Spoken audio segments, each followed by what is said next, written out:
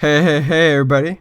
Welcome back. Mason and I are here to share some more knowledge and really elevate your guys' perspective today.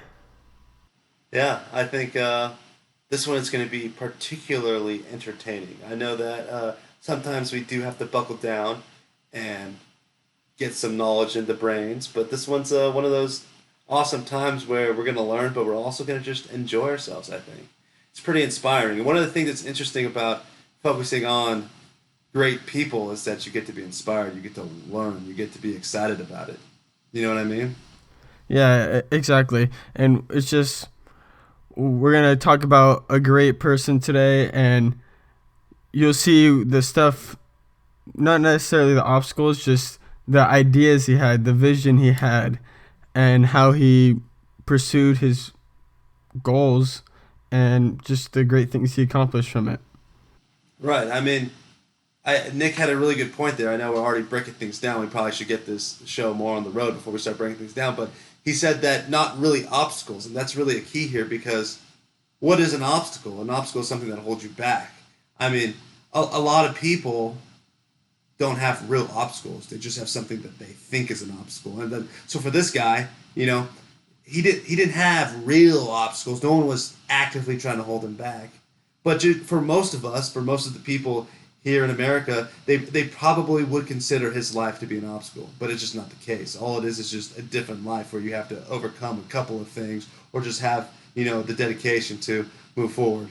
But without further ado, go ahead and tell us who we're studying today, Nick. So today we're gonna be talking about the Terminator and The Governator. the Governator.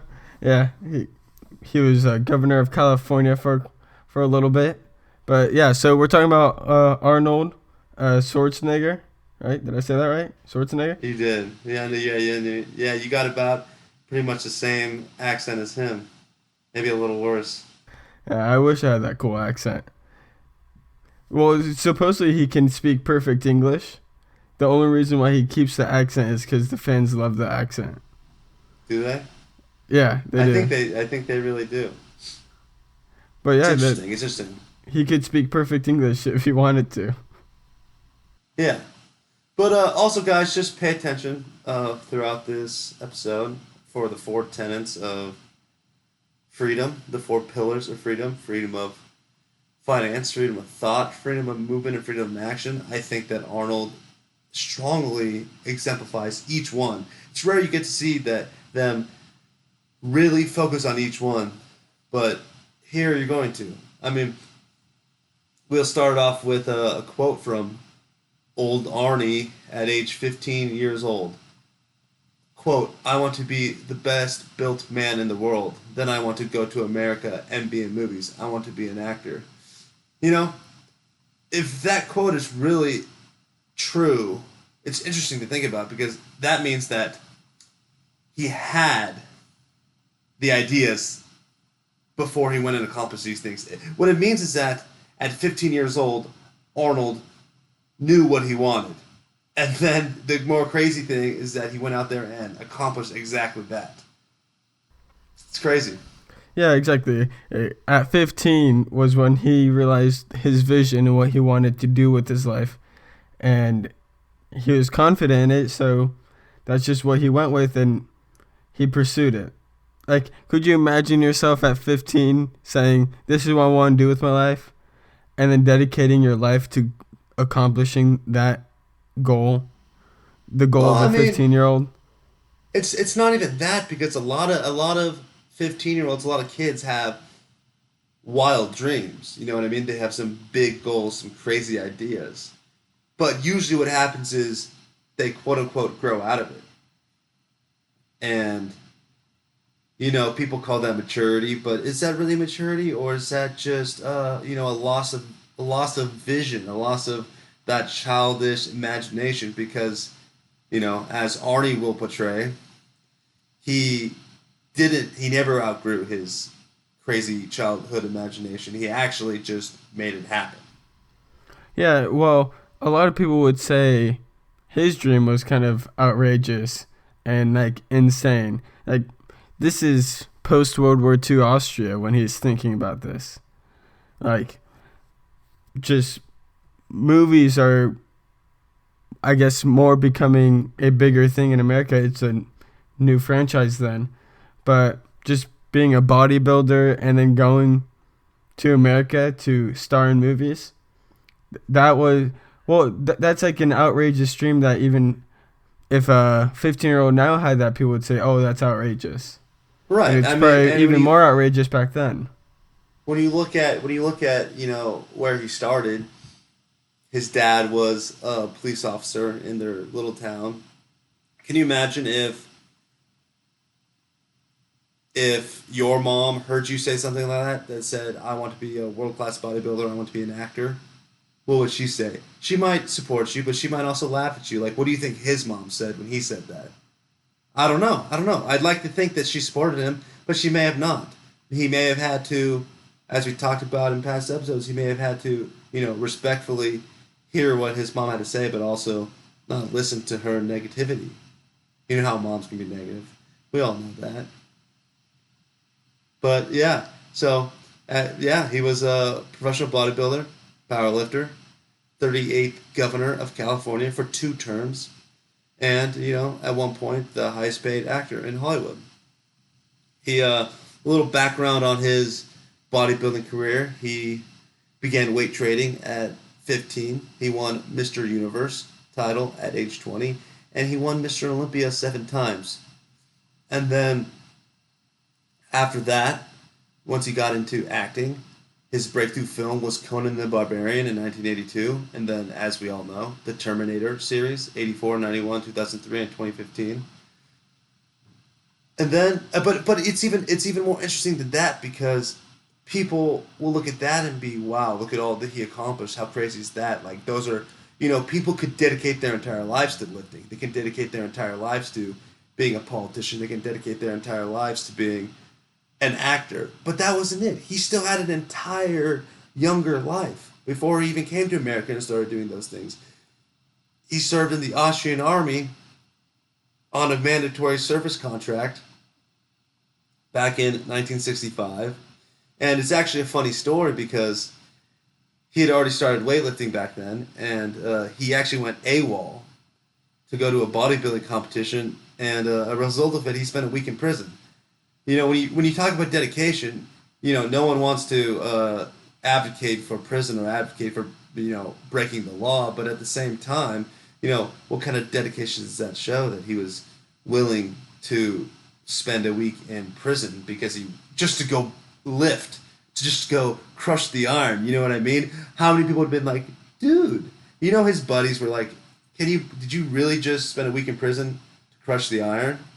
Because they thought that it was just a hobby, but to him it was something more. To him it was, a future. It was, a vision, a dream, and ultimately, as we'll get into later, it was the stepping stone for the rest of his life and the rest of his future successes. Yeah, and another crazy thing about him is that he didn't even start learning English until he was 19. It's like 4 years into his bodybuilding career, he decided, all right, I should start learning some English. If he wants to be an actor, he's going to need to know English. No, that's not even what it was. It wasn't even that. You would think it was that because it sounds like that would be the normal progression. But what it was is he started traveling for bodybuilding. He started going to London for competitions, and it was just a necessity. His coach was like, hey, Arnie, you got to learn some English, man. You're going to be going to London. You're going to be traveling the world, being the best bodybuilder. Time for you to learn how to speak a little bit of English. And it's interesting. It's very interesting, because when you look at his life, it's not like he was set up for this. He just made it happen. And after winning several Mr. Universe titles, he moved to Venice Beach in California to train at Gold's Gym. I don't know if you guys heard of Muscle Beach, but the original Gold's Gym is also in Venice. And that's a pretty big change. I mean, it's an awesome change, I think. I'm sure that it was, probably better than his hometown But at the same time, think about that. I mean, we start talking about freedom of movement. We said focus on the four tenets, but when you look at it, freedom of movement, this is a man, poor English, he's not rich. He is very skilled at one thing, bodybuilding, and he not only had the willpower, but he also created, the life necessary to allow him to go and move to Venice to start bodybuilding. Like, I know one thing is that he had, this is a, it's kind of trivial. People would think it was trivial, but when you're talking about real life, it makes kind of a difference. He had a very serious girlfriend while he was in Austria. And, who knows? This man could have got married up, had a couple kids, stayed in Austria, been a police officer, maybe worked in the local town. But he made a choice. He made a choice to dedicate his life to, his vision instead of doing other things. And that's, I think, I'm going off on a tangent here, but I think it's something to really take note of is that it's not always a good choice versus a bad choice. It's not always saying, hey, do I want to go to the gym or stay home and, eat burgers and drink beer? Sometimes you're balancing two good choices, you know what I mean? You're saying, do I want to marry the girl that I love and start a family, or do I want to hold off on that and focus on my dreams and focus on working hard and dedicate, a bigger portion of my life to achieving a level of success? And that's where it's tricky. It's, how do you either one choose or how do you balance different things? How do you balance your family life with what your goals are? And I think that it can be very tricky. I don't know. What do you think about that, Nick? Well, I think it's very possible to have both in your life. You just have to figure out how to make it work, and it's probably going to be some tough times and some good times, but if you put in the work for it, you'll get it done. Anything is possible if you put your mind to it, as we've talked about in previous episodes. If they're part of your vision, then you'll be okay and you'll be good to go if you're pursuing that vision for your time. Right. And hopefully you find a wife or a husband that supports your goals and your dreams. Yeah. I just want to hit on this real quick. Like in a previous episode, we've talked about the importance of sports and just the skills you learn from sports, just the mental aspect of the things you learn, and just how Arnold is probably a good example of that. The commitment he put into bodybuilding and just the things you learn from the discipline, from going every day and training, putting in 8 hours a day of building his body. And we're not saying becoming bodybuilders to be successful, but just how he was mentally and physically tough to accomplish his goals. Right. No, I mean, yeah, that's exactly right. And I think another connection we can make to a previous episode is, we always talk about you got to focus on what you can do now. You know what I mean? Because there's going to come times when you cannot do something. You cannot make a move. You might have that family, or you might, not have the money saved up to invest in whatever your aspirations are. And you might have to wait a couple of years to either save up the money or, get out of a contract job, whether it's the military or some sort of job where you sign a contract, and you have to wait till that's finished before you can start a new thing. But as Arnie will show you, he found a way to start working now. He wasn't able to move to America and start his acting career at age 15. You know what I mean? That was just not feasible. It was not going to happen. But what could he do? He could start lifting. He could start working on himself. He could start focusing on that, the things that you can do in the present. And that's what people have to look at. What you can't do is you can't sit there and say, these are my goals, but I'm just, one, not in a place to, start achieving them now, or two, just don't have the resources to get there. You can't just sit there and come up with excuses of why not. You have to be like, okay, well, there are some things that maybe I can't do now, but what can I do? And he figured it out. He realized that, hey, there's you don't have to be rich to lift. You don't have to be in America to lift. You can lift anywhere. And he started. He started young, and it really shaped his future for him. Yeah, and like when we're talking about putting dedication into something, it took him 3 years to perfect his bodybuilding body. 3 years to get there. Like, have you focused on anything that hard for 3 years? That's a long time to put Right. all your focus in. You know. And I mean, go for it. I mean, I'll say, like, I was just gonna say, when you think about it, like, how many people will give up after a week, 2 weeks, 6 months, a year? You know what I mean? They always talk about failure. We don't touch on failure too much. We like to focus on success, but failure is definitely a part of it. It's a necessary part. It's something that you learn from, and well, I wouldn't even say when a successful person. I don't think a successful person really ever fails. I think I think the way they look at it is that it's more something that they've learned, something that they now have to overcome. Instead of looking at it, oh, I failed at this, I'm going to do something new, or right, like they don't look at it as a negative. They look at it as a positive thing. Now I know right, what I did wrong. I'm going to fix it and I'm going to be better. right. And then we will also talk about just learning in general. You know what I mean? It doesn't. Excuse me.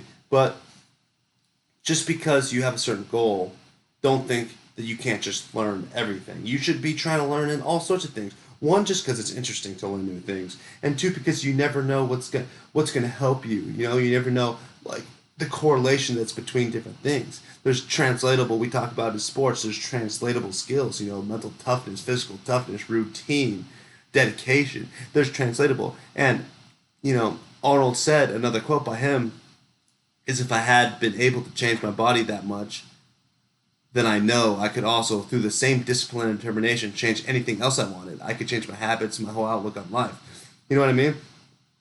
His dedication to that bodybuilding, him seeing that success happen, you know, proved to himself that it was possible, and that when he tried something else in the future, that it would also be successful. And the same thing applies to all of us. It doesn't matter how small.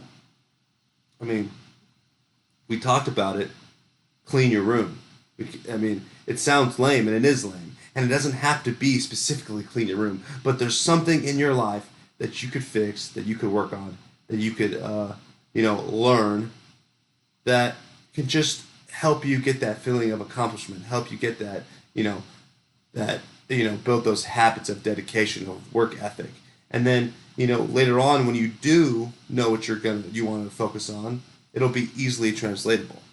Yeah, and he really brought his work ethic towards acting. So like his first acting role was as Hercules. I don't recall that movie. I never watched it, but the point is he transferred the work ethic from bodybuilding, that dedication. He put 3 years straight into perfecting his body. He transferred that into acting, where he spoke very poorly. He very poorly spoke English and didn't know how to act, but he utilized his past success to help him be successful in another field, which is acting. Right. I mean, it's not even about the motivation side. It's just simply work smart, not hard. It's about using the skills you have to get ahead. And what was at that point? What was his pretty much his only skill? Was his only accomplishment was being physically fit. Being a bodybuilder. And acting takes a lot of things. It takes one, if you're going to Hollywood, you have to speak English. Two, you have to, just be able to act in general, and I'm sure it's very difficult. But he said, how can I use the things that I have right now and make me be successful in acting? And the thing he had was bodybuilding, so he goes and plays Hercules. You know what I mean? Hercules was a role where, as you can imagine, it was probably very physical. It was probably just based off the way he looked, what really helped him get into the acting business. If he had tried to go in and try to get a role where there was a lot of talking, it probably wouldn't have worked. But he decided to play smart and to maneuver his actions based on the skills he already had. And Yeah, it's just it's go for it. yeah, and him using those skills really, I think I'm going to try to make it more relatable to the listeners here, to the people listening to us. You guys using your skills to help you succeed should be your mindset, really. It should be what you're using to succeed. You shouldn't try to, like, I know we said shortcut, but you shouldn't try to take other shortcuts to make it easier, but you have no idea how to do those. You're just winging it in a different way. Use the skills you have to help you be successful in what your vision is. Right. Completely. I mean, everyone's got a skill. Everyone has a skill. There's something that you're the best at. Take a step back. Think about it for a second. You know, there's something weird that all your buddies are like, "Hey, you're really good at this." Doesn't matter what it is. It doesn't matter how weird it is. Because if you're good at something, then you can make it work in your advantage. People have been doing it from the beginning of time. They've been creating new industries. They've been, translating skills, and it's definitely something to look out for. What I think a lot of people do is I think people will try to fit a mold. They'll try to go. I mean, we talked about it before, but they try to like Google jobs or Google a field, and then they try to mold themselves to fit that field. But what if you just thought you molded your field that you wanted to join based off what your skills were? What if instead of looking at the job you wanted and then saying, what do I have to be? What do I have to do? What do I have to know to get into that job? What if they said, what am I? What am I good at? What are my skills? And then what job best matches me? I think a lot of people don't look at it that way. And Well, I think that... Go for it. well, I feel like a lot of people who go to college and they get a degree in, I'll just say marketing, they feel like they have to do marketing. And even if it's not something that they were good at before they joined that major, it just, they heard they make good money and they just said, all right, I'll do that. And then I feel like those people are just going to be living their life just with mediocrity. Like, yeah, you may be making good money, but are you really happy? Are you truly happy? Are you truly free if that's what you're doing? Right, and I think a lot of people will, choose a path, whether it's a path that their schooling laid forth, whether it's a path that their parents laid forth for them, whether it's just a path that, society told them that they're on. So people will go and be on that path, and they'll think that, hey, well, now I have, a journey ahead of me. I have the steps I know what steps it's going to take to get to a certain place. But is that even the right path? I don't know. What if you forged your own path? What if you were on a war path? And I think, as much as we all love Arnie, I think he was on a war path. I think that we love him for the man he was, but I think that he did not really care about those around him. I think he saw them as competition. I think he saw them as, challengers to his success. And I think that he really just, created his own path and said, hey, I'm going to be from middle of nowhere, Austria, and I'm going to go and compete on the world stage for powerlifting because I'm going to create my own path. And he said, now I want to be an actor. Screw all those actors. Screw all the people that were raised in Hollywood, all the people that have been, working their whole lives to be actors. I'm going to go out there and take them out of their position. I'm going to be better than them. And it's kind of a catch-22, but it's more of just like a dichotomy between,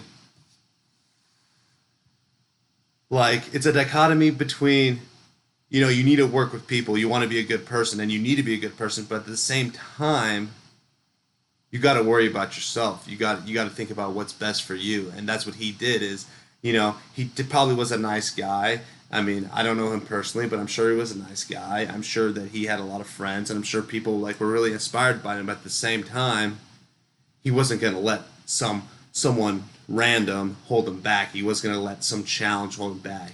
He wasn't going to let someone be bigger than him.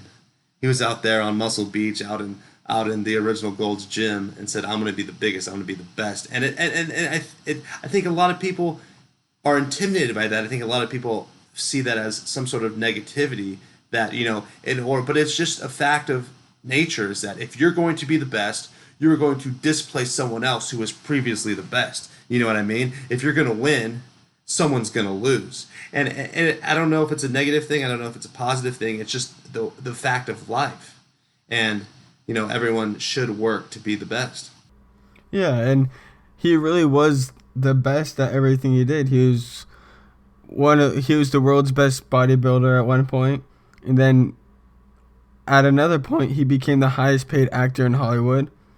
He became the Governator in 2003, and then don't forget about the fact that he married a Kennedy. That's winning. I don't know if it's an accomplishment, but it's definitely winning. He definitely had a thought that was like, could I do this? I don't know what his thought process was, but he married a Kennedy, and that's pretty impressive because we all know about the Kennedys. I think we're gonna have to have an episode about them in the future. But you look at JFK, you look at Robert Kennedy, you look at all of them. They were some amazing people, and he found a way to be. Hey, let's be honest, he was an immigrant, and he's marrying into essentially American royalty. He's running. He's not only is he marrying American royalty, but he's in the American ruling class. He's a governor. He's leading the people. It's impressive. He's leading the people both politically and culturally through being an actor. He became, and take this lightly, but he became, more of an American than a lot of Americans that grew up here were. You know what I mean? Because it amazes me, and it kind of almost leaves me speechless when you really look at his life, because you can compare his life to, your own life, or just the possibilities. I mean, it goes back to just America being a land of opportunity, and people will, and I think that one thing to touch on is how people will always complain, and people will say like, America's not the land of opportunity anymore. America, there's this and this reason why it's going to hold you, why I'm going to be held back. America's not perfect. No one said America was perfect, but it was enough to allow Arnie, the immigrant, to come here and, be an absolute savage and totally crush life. So if he can do it, then you can do it too. Yeah, he literally grew up in a small town in Austria. Like, how could he possibly make it this far in life, be this successful? Like, for example, think about freedom of thought.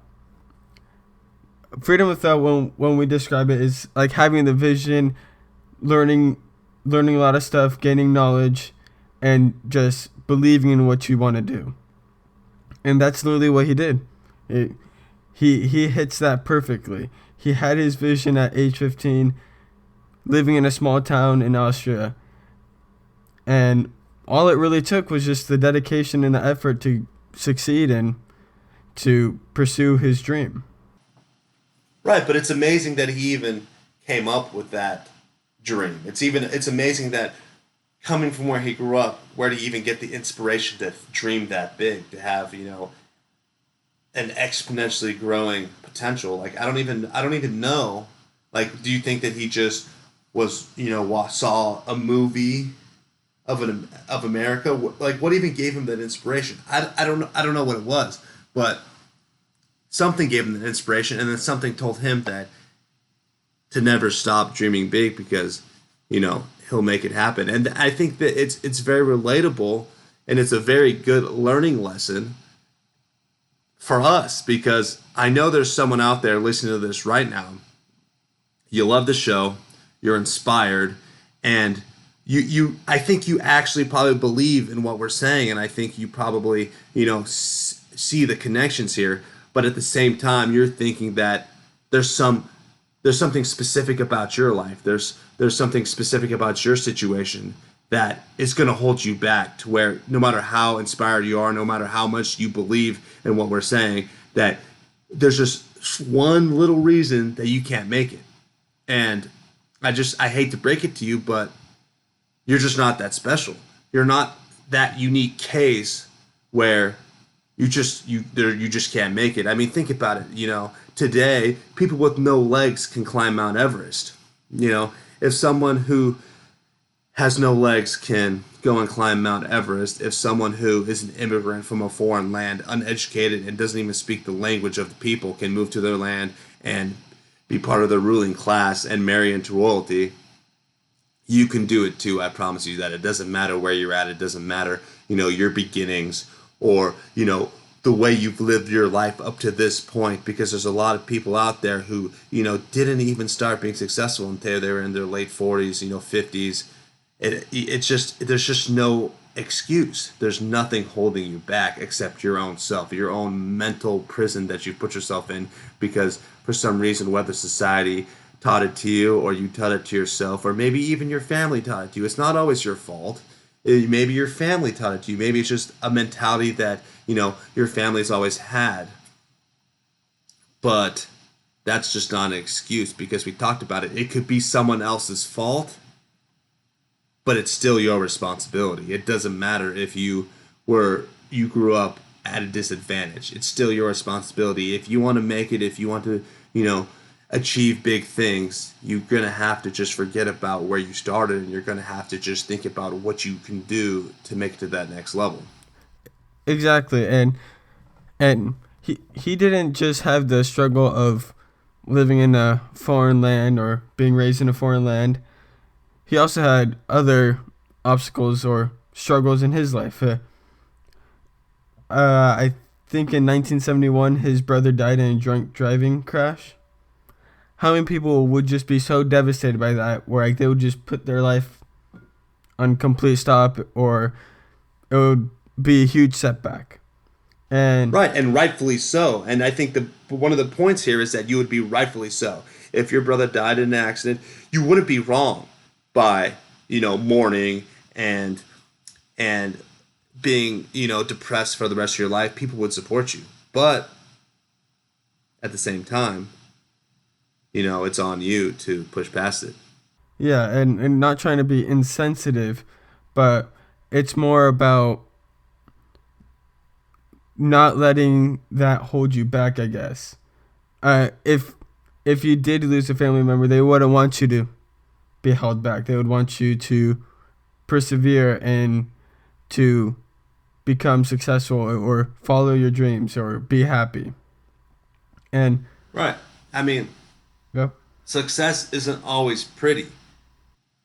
We'll talk about the next one. His father died, and he skipped his father's funeral to train for a bodybuilding competition. That's almost a negative thing. That's almost a lot of people would disagree with him there. They would be almost disgusted that he would do something like that. But at the same time, he did it, and look where he got. There's going to be times where you're not balancing good versus evil. You're not balancing, it's not going to be a black and white decision. Sometimes, you might have to make a decision that doesn't feel right. But at the end of the day, who knows? It's all about what you want. yeah, and we're going to tell you another quote that Arnie said. He said, "It's the same process I used in bodybuilding," he explained. "What you do is create a vision of who you want to be and then live into that picture as if it were already true." And Mason can tell you more about what he was explaining in that quote. Well, I mean, what he's really saying is, what he did for bodybuilding is he envisioned himself being a yoked, yoked boy. He envisioned himself having the biggest muscles out there, punishing the iron. You know what I mean? And then he made it happen. And that's one of the things we talk about is we talk about like remember we talked about the Freedom 22, the Catch 22 from the freedom perspective, where you you're hesitant to go out there and take action because you don't have the skills or the knowledge necessary to go and maybe achieve that goal, but at the same time you're never going to get that knowledge or those skills unless you go out there and start taking action.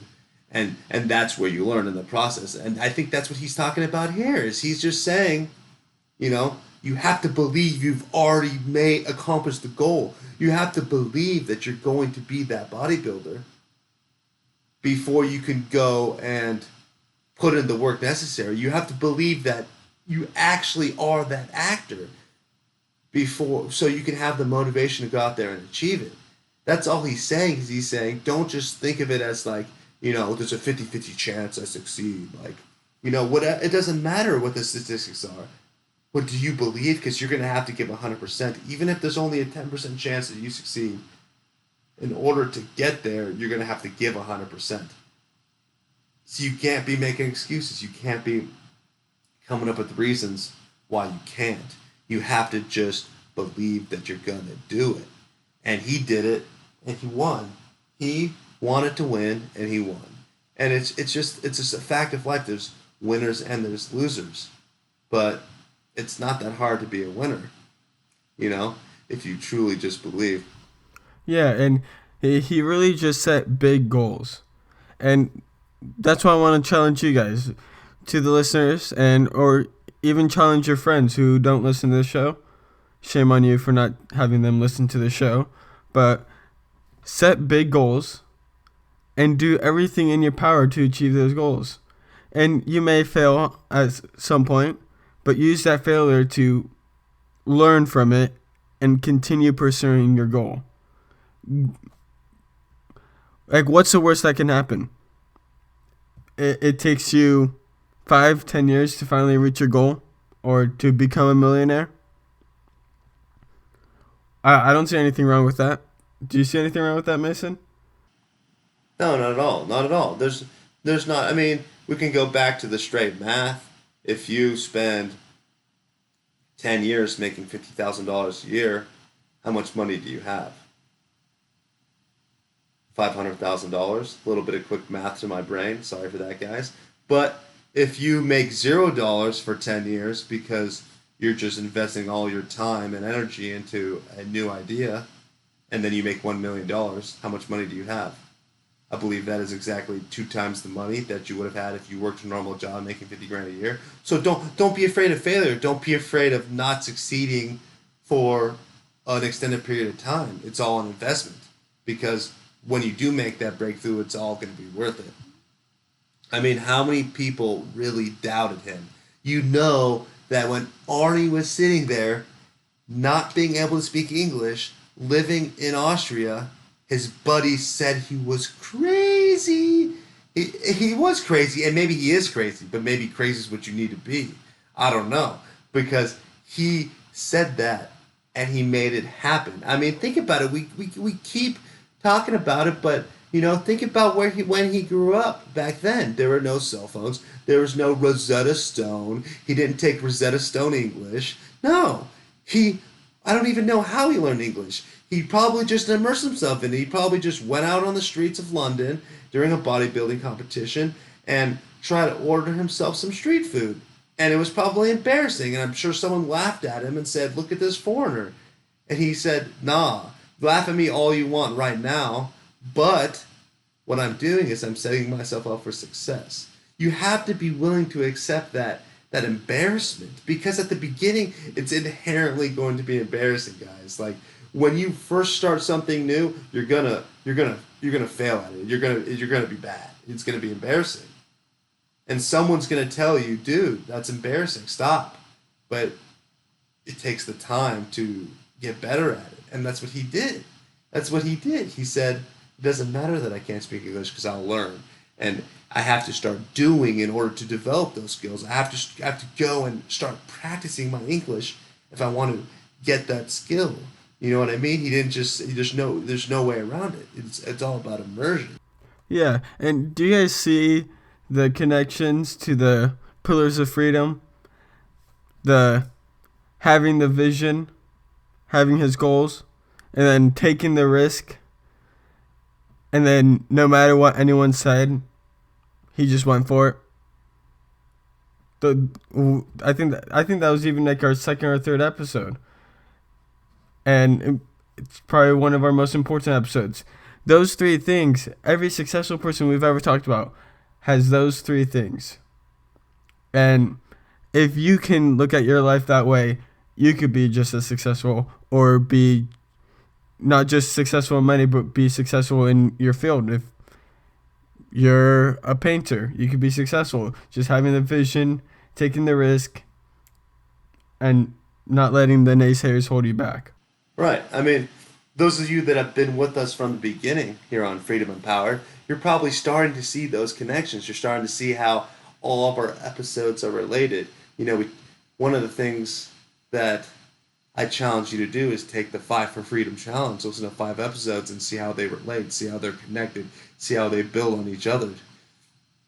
It really does work, and the processes that we talk about and the systems that we've devised and put in place, they're not even crazy ideas, but it's just a well thought out plan on how to to narrow down and to organize just the skills and the lives of all these successful people.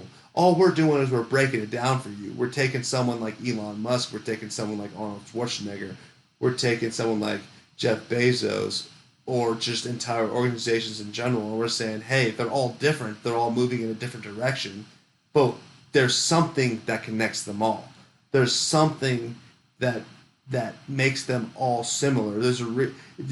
Regardless of what field you're in or what your personal dream is, because we talk about it, you need to have your own definition of personal freedom, but no matter what it is, there's still that connection between everyone's personal definition of freedom. It's that path on how we get there. It's those principles that we follow, that work ethic that we focus on.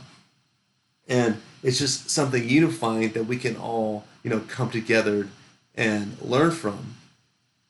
And yeah, guys. I mean, it's just, it's a continued thing. And as we say, it's a continued thing. So if you've been listening, thanks for listening. And if you're new, start listening more, because we talk about it takes a long time to be successful. It takes more than one episode to start really, living the tenets of freedom, to start really understanding the processes that we talk about here on the show. You got to do more than one episode. You got to go and take the 5 Freedom Challenge. You got to go and just join us, because I like to think that we're interesting. Maybe we're not. Maybe we're boring, but I like to think that we're not. I like to think that this is a place where we can come together and really be interested and really learn something, but also be entertained. Yeah, and we're giving you guys a little knowledge, and now it's your guys' responsibility to give that knowledge to somebody else. Tell your friend. Yeah, don't be selfish, guys. Come on, share the knowledge, share the wealth.